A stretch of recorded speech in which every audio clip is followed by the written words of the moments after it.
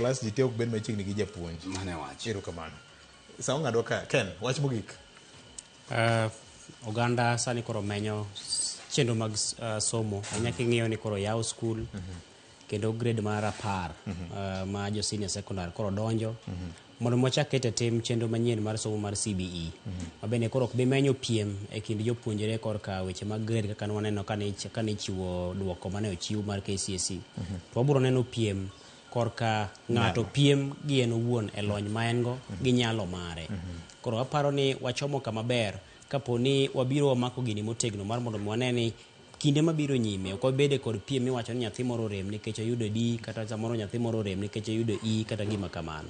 Taparo ni kama wachomo wabiro go kama ber kapo ni system kata chenro duto moket e sekta mar somo ka ginyalo keti e tim kendo mondo luw chike duto mag somo e yo makare kendo mi skunde pesa kaka owinjore to wabiro dhi maber. Mogik e wach mar somo nogo duoko mane jopuonjre oyudo.